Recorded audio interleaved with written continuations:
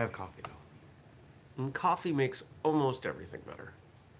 And if it doesn't, just make it Irish coffee.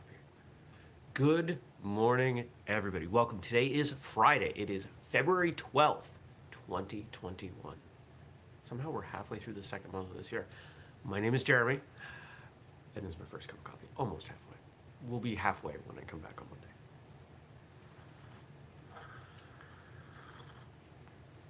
Good morning, Andrew. So first off, the Thursday episode yesterday that didn't go out, it's out now. I got a notification this morning. There was some back end stuff, and I'll just leave it at that. I'll take responsibility for it. Let's put it that way. And good morning, Denise. It's a really cool episode. Something Andrew coordinated. We had the chance to talk to a law enforcement officer that he knows who also trains, and not like he's trained for a couple weeks, but like holds rank, black belt rank. And so we had a great time talking about appropriate use of force. It was a follow-up to the other appropriate use of force episode that we did. He's a NEDON, second degree, and it was a cool episode. So check that out. It's in video, so should be on YouTube.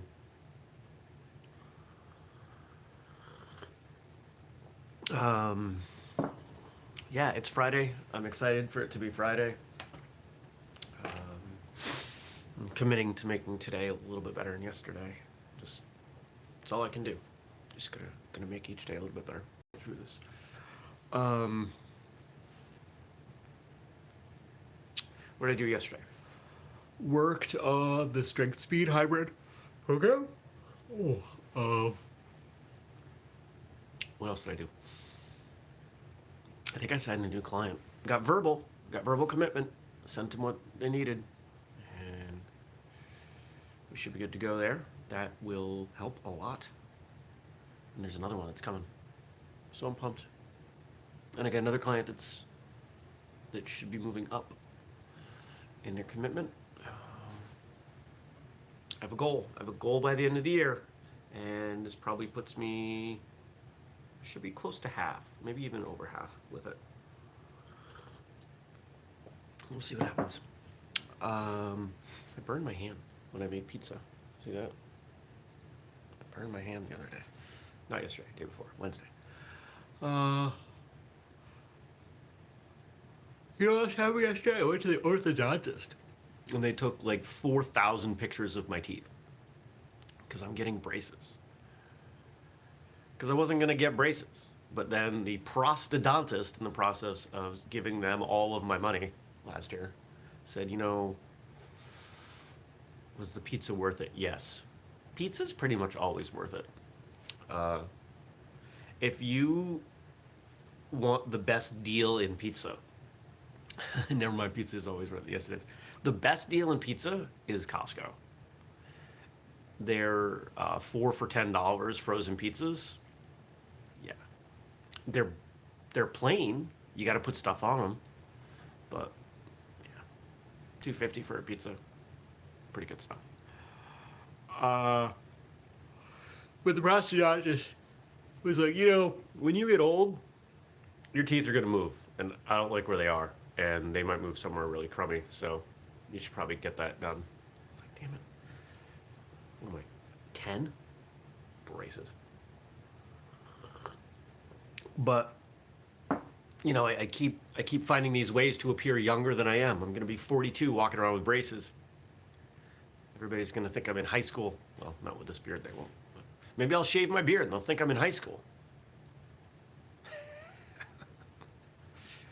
Appearing younger than my age has never bothered me. I've always felt about 25. Even when I was 12, now at 42. Good morning, Brian.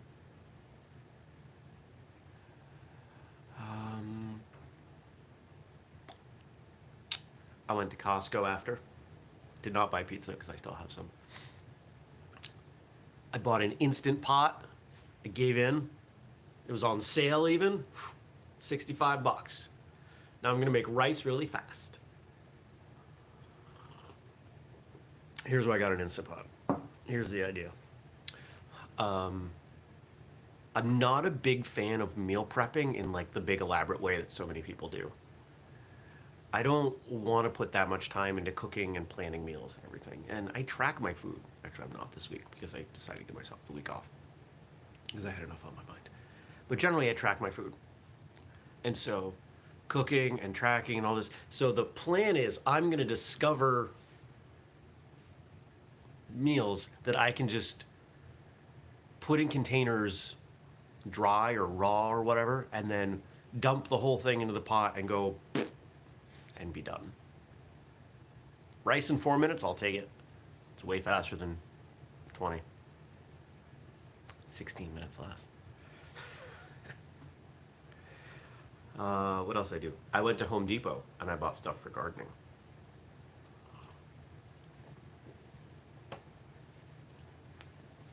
And there's still more gardening stuff to buy. I need to figure out where, if I'm going to buy strawberries, and if so, where am I going to put them? I have an idea. I do have an idea. So we'll see. I was gonna look up and see if the video version of that episode is there. Fingers crossed. Excuse me. The audio version is here. I don't see the video version. The video version is not here yet. Julius, I'll get to that.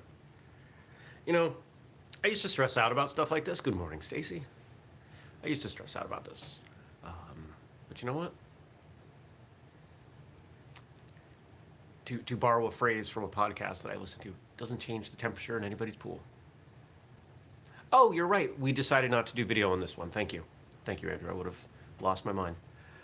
I still had it. I'm having a hard time keeping track, and I gotta tell you guys, if I didn't have Andrew helping with this stuff, I'd be going nuts. So many things happening. The show's growing. It's doing well. I'm happy. I edited another video for the new martial arts channel, and worked on a third one. No, you just have someone else. No, maybe I'd have somebody else, but it doesn't mean that it'd be better. Probably wouldn't be better. You do a great job.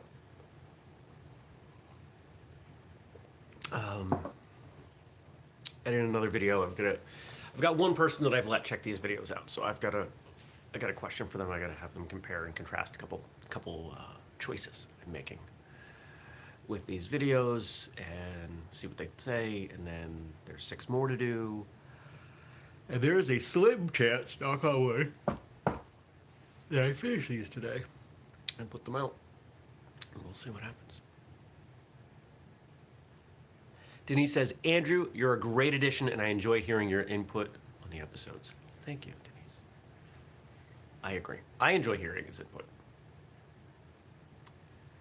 You know, it's a tough thing to take something you've been doing for a while and make a big change with it.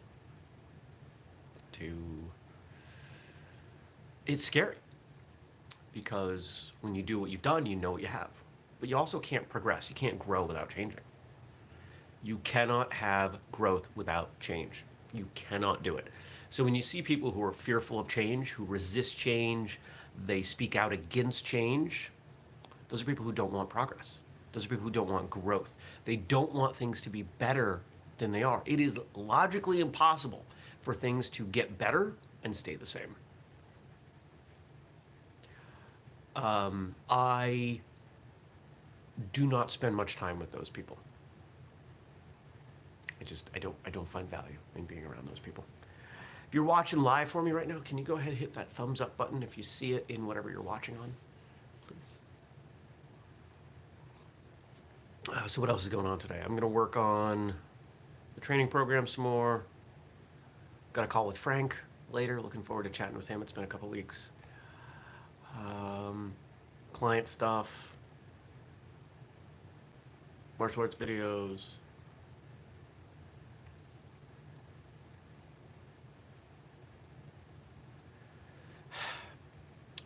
I am supposed to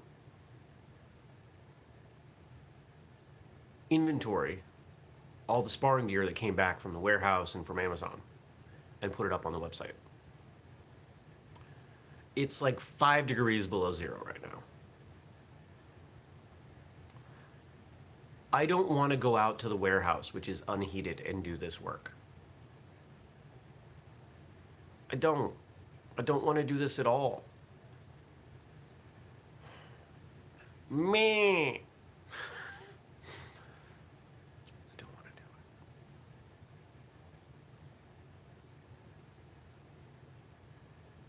It's cold. And the only reason I'm doing it, or the reason it's on my list, it should be on my list because, you know, I might actually sell some of these things. It's a lot of odds and ends. But there's somebody who's looking for some gear. They said, you know, I've been waiting patiently. I'm looking for this or that. All right, let me go do an inventory and see what I can get for you.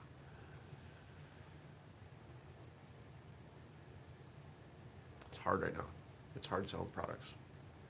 That's why we're making books and programs. Those we can sell. People will buy those right now. Although things are starting to shift. I just got a notification this morning that this big martial arts event in April will be going on in New Hampshire. Andrew says he needs to buy some products. I don't have much.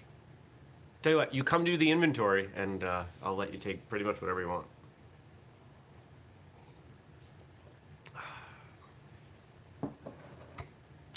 Deal? Sweet. We'll see you in a couple hours. Yeah, so this event is going on. Terry Dow, Master Terry Dow, who's been on the show, his symposium in Manchester, New Hampshire. And so here's the challenge now. It is open for.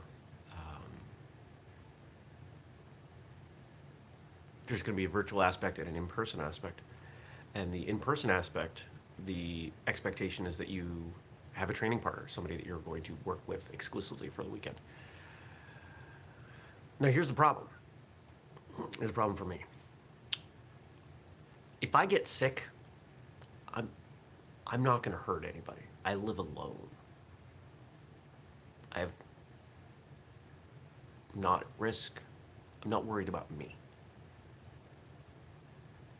I have some concern about people around me that I might see. But you know what I'm more concerned about? Here's my bigger dilemma. Like when I went to the orthodontist yesterday.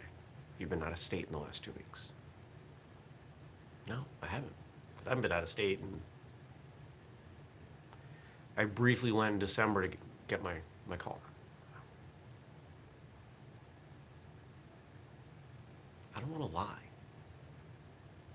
I don't want them to say, well, we have to reschedule, but I also don't want to, and I don't want to lie. So am I going to miss out on this event with all of my friends because of these regulations?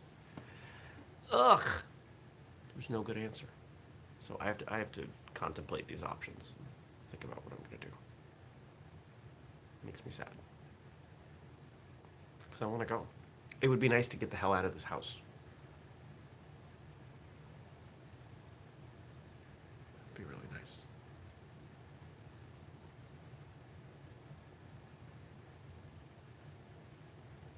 When did I last sleep in a bed that was not my own?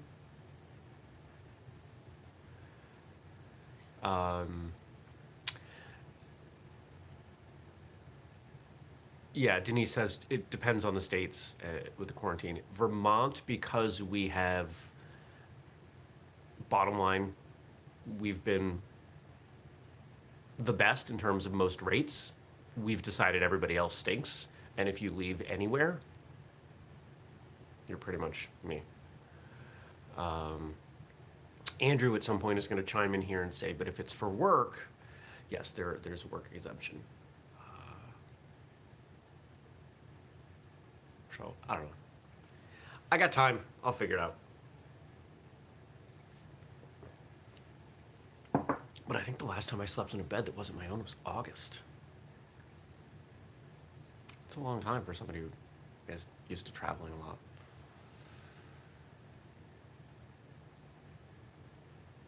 This is the longest I've gone without an oil change on a car. Well, not quite, but almost. I think I've put 2,000 miles on in 2 months, if that. It's like a third of what I normally do.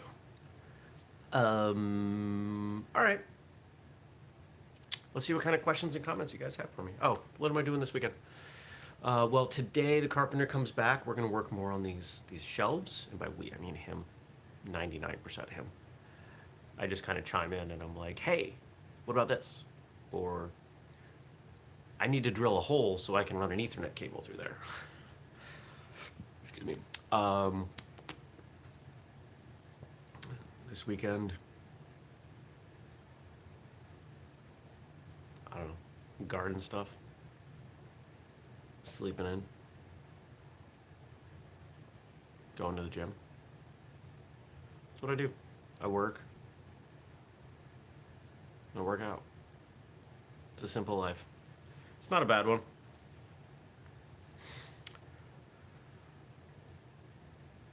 All right. Nope, not that. This. Boom. All right.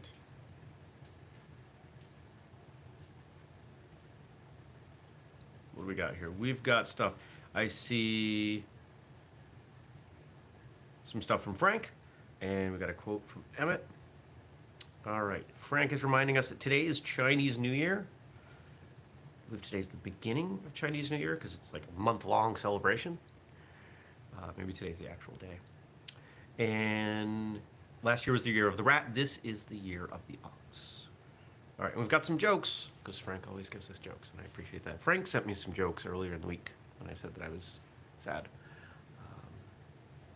He's always good like that. Thank you, Frank. The jokes for Funday Friday. Tomorrow is Valentine's Day. Is it? Isn't that Sunday? Today's the 12th, right? Sunday.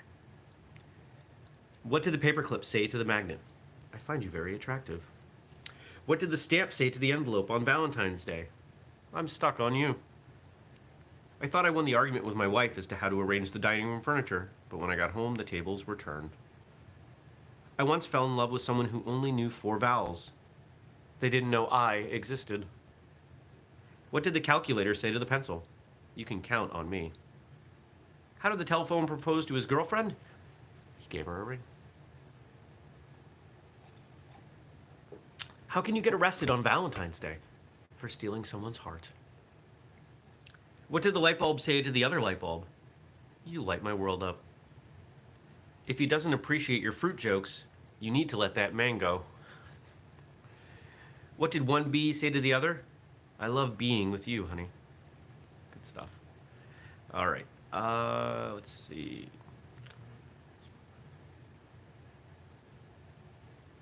All right. We got something here from Emmett. Emmett's contributing original quotes, which I like this. My quote of the day. In combat, we must understand that sport and violence are 2 different things. Sport is the act of 2 people comparing skill.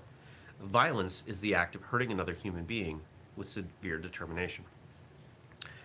I agree. Brian says mango had me chuckling. Yeah, Frank's got some good stuff. I agree. I agree with what Evan is saying here, but I'm going to make an adjustment as far as I see it. Sport is where the participants agree on the rules. The method, the rules, the style of engagement is mutually agreed upon. Violence doesn't have that. By definition, violence or I guess violence is probably the best umbrella term.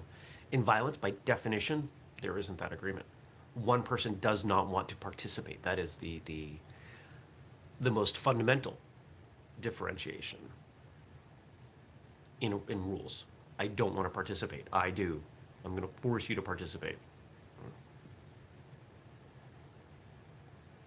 I'm so cold, I've almost drank all my coffee. That's not cool. And it's important to recognize how rules and mutual understanding impact every aspect of what we do as martial artists. If you are sparring and I use that term generically, whatever the methodology is. If you're sparring with someone, what you do, how you do, why you do, when you do, it all varies from when someone is inflicting violence, right? Your intensity changes, the timing changes. Most fights are over quickly. Most sparring happens for longer durations. Most sparring has movements excluded because they are dangerous. With violence, those are exactly the things you should be using. If you want a quick and easy way to know what you should do on the street, think about what you're not allowed to do in competition. Do that. Eye gouges, hair pulling, punches to the throat, kicks to the groin, fish hooks. Just that stuff. That's the stuff that's going to be the most dangerous. Of course, violence can have varying degrees. There are times when you want to be really violent, when you want to be a little violent. Barely violent? Is that a thing? Mildly violent?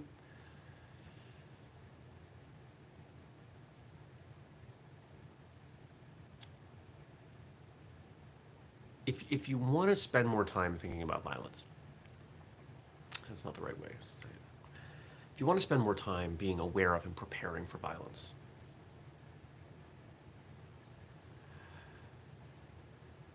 it's really about the psychology. It's not about the techniques. The aspects of, let's say, pre-violence, the things that happen before the altercation, that's all psychology. None of that's physical. The stuff that happens during the violent encounter that makes martial artists, or gives martial artists trouble, it's not the techniques. It's the psychology, it's the adrenaline, it's what's going on up here in your head that makes what's going on with your hands and feet more difficult. So you can spend some time thinking, reading, watching movies. Movies like, what is it our guests have said? The Raid, John Wick, things like that, that many people have suggested do a decent job of approximating reality. And now for something completely different. So it's still Black History Month, and we've got quotes today from Mr. James Brown. Sometimes you struggle so hard to feed your family one way, you forget to feed them the other way, with spiritual nourishment. Everybody needs that. Men are particularly guilty of this. It is beyond cliche that the man works hard in his career and thinks that he's providing his family everything they need, and then later in life, maybe after divorce or the kids have become distant, they just wanted time with him. Right? Happens a lot. And there's a part of me that's happy I never had to make that choice. I've been focused on my career since before I got out of college. Worked hard to do a lot of things. I don't know what I would do if I had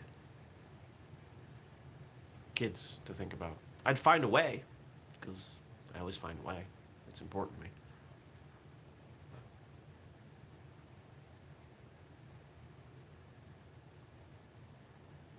It looks hard. I see people doing it. It looks hard, and I have respect for that. I only got a 7th grade education, but I have a doctorate in funk, and I like to put that to good use. When we talk about education in Western culture, we have a very narrow definition of what education is. Education, as we seem to define it, is the ability to go to a place and listen to what other people tell us and memorize it and be able to recall it on command. To me, that's not education. To me, that's memorization, or if you want to be more cynical, conditioning. There are a lot of people that I knew in school who could repeat what we were told, but they didn't understand it. Is that educated? If we find someone who's a great writer, but they're terrible at math, they may not progress through school. I mean, in most public schools, they're gonna get pushed along because that's how we do it. But if you are terrible at math, but an amazing writer, you could be the best writer in the world. You're not gonna earn a college degree. You've got to figure out that math or whatever these other classes are. Does that mean you're not educated? What about someone who's able to use their body amazingly well, understand, let's say, martial arts, and teach it in an incredible way that makes other people's lives better, but they can't read? There's a quote that I see kicked around as a meme from time to time, and it's something like, if we judge a fish by its ability to fly, it will always think it's inferior, or something like that. Maybe it's the other way. We all have gifts, but most of us are discouraged from exploring and finding what those are. And that sucks. I hate it.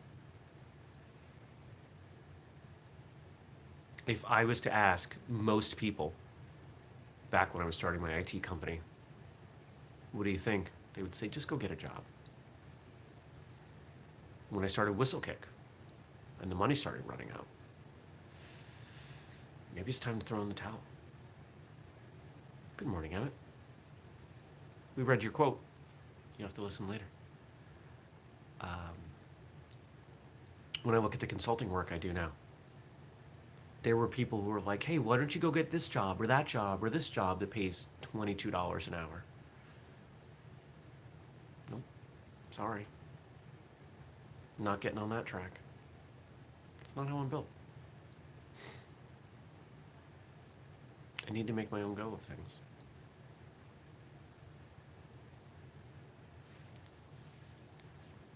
And I think the only reason that people have been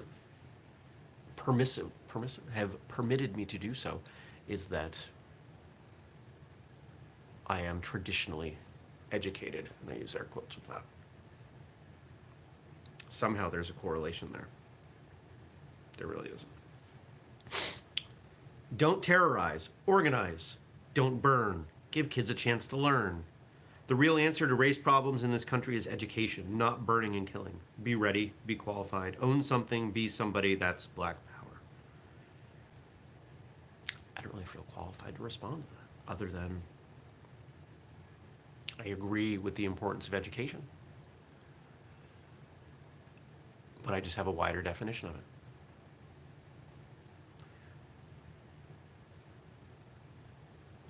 Andrew says, I don't teach drums for a living, for the money. Yeah. And Emmett says, the true warrior doesn't quit, they adapt. If things are running off track, change your angle and keep moving. I agree. There's always a way. There's always a way forward. Sometimes you got to go around. Sometimes you got to take a step backwards.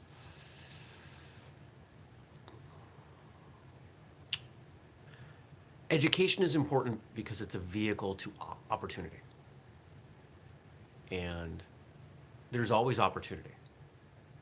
And sometimes you have to play the game depending on, what you want to do.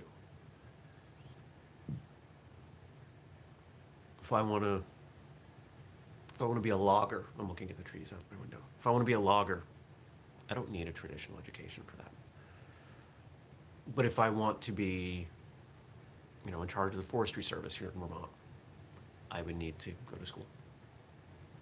Right? It's the painful irony is that you don't necessarily know what you want to do, and going back and receiving that education can be a challenge. And I think that's why kids are put on that track, is because you might as well have those options. But I hope that we live to see a time when individuality is considered in education, and that people's interests and skills are taken into account. One more.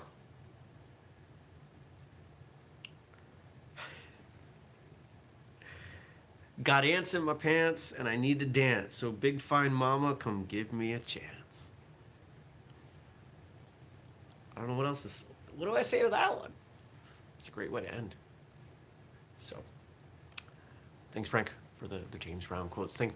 To those of you watching live.